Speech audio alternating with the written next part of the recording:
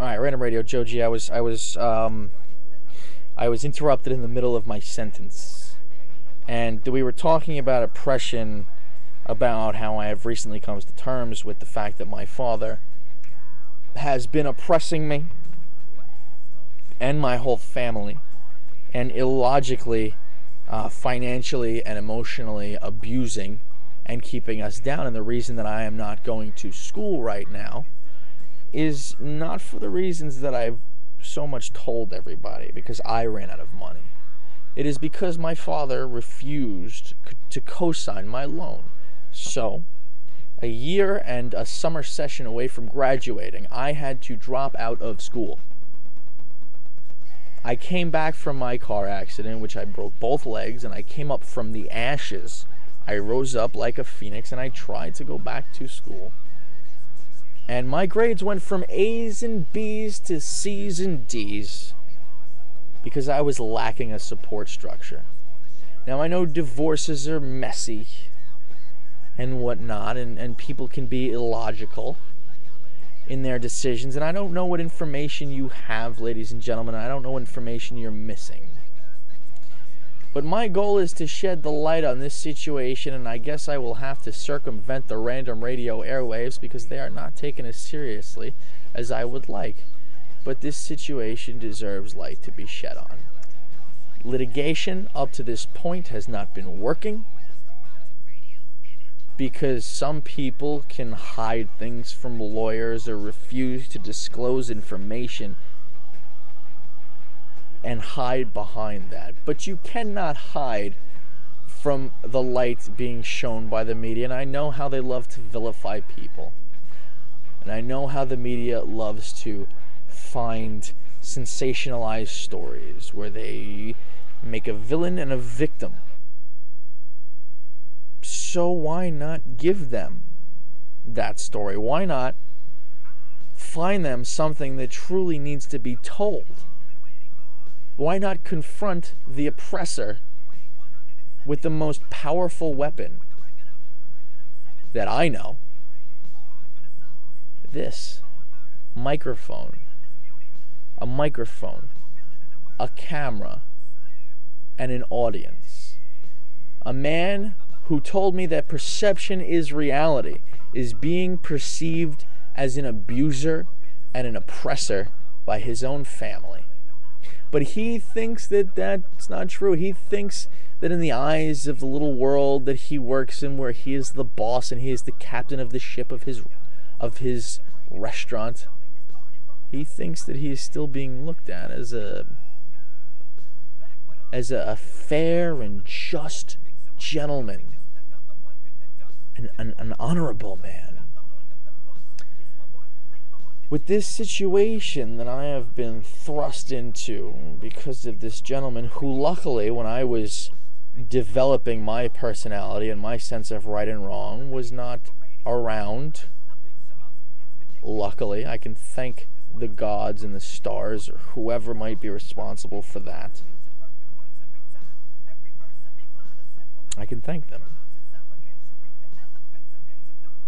But I feel that my family is being oppressed, and we are living in an impoverished state. We have no power. The man upstairs was kind enough to let me borrow some of his power, which he got for his own son, because he would not let his son go without power, without the basic necessities, without being able to see in the dark at night, without having, a refrigerator that keeps food cold so it does not spoil, without letting your family, he would not let his son go without the basic amenities, and that's what he was upset about. He wasn't upset about himself. He did not buy that generator for himself. He bought that for his son because he is a father. And he would sacrifice anything and everything for his child. And my question is, why when I confront my own father with the fact that the bills are in his name and they have not been paid, and all of this stuff is going on behind the scenes with emotional abuse and rhetorical abuse and fiscal abuse and monetary, whatever you want to call it, when I confronted him with that, why, he spun circles around me. Let me tell you, ladies and gentlemen, Bill O'Reilly would have a field day with this guy. Oh my stars. If I could just get 5 minutes with him and Bill O'Reilly, he would reach down my father's throat, pull out his and rip out his balls by his throat, proverbially. So why not use that sword of the media?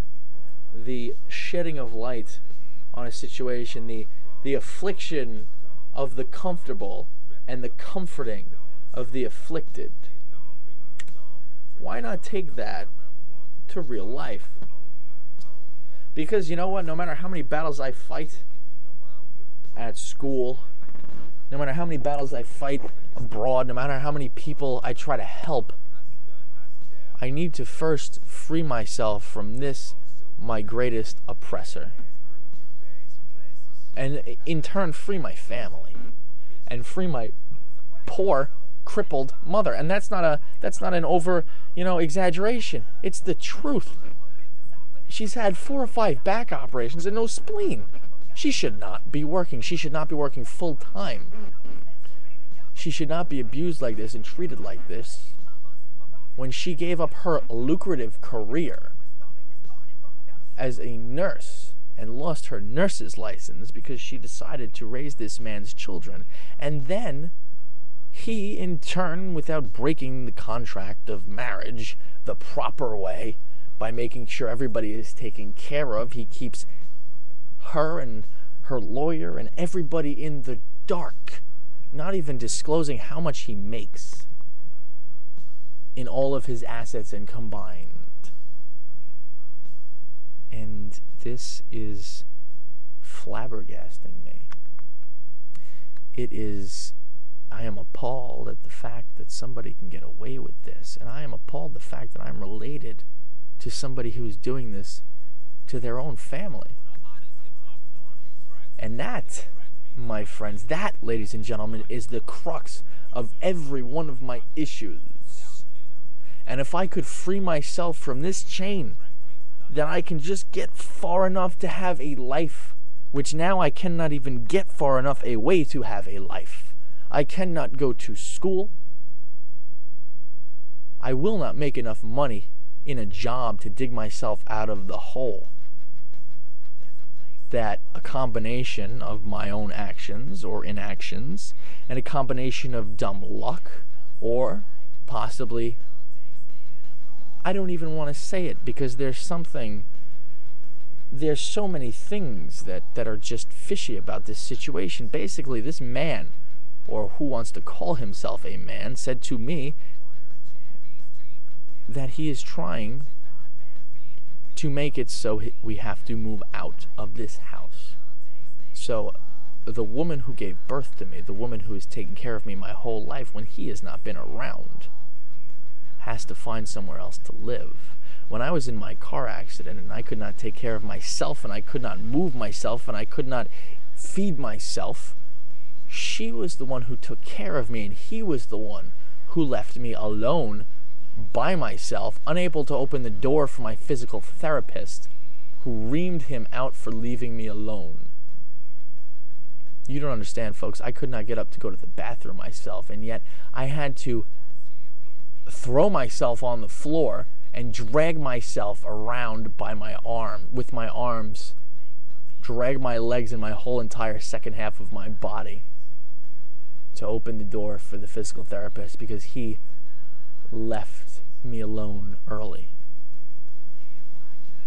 And he applies that non-responsibility into every aspect of his life, with a total lack of care for his children and the woman who gave up her career and her life to raise his children. And I think some justice needs to come of that. Don't you?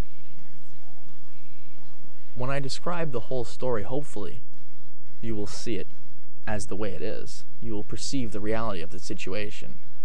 And our 10 minutes is up here on YouTube, but we will be right back with more.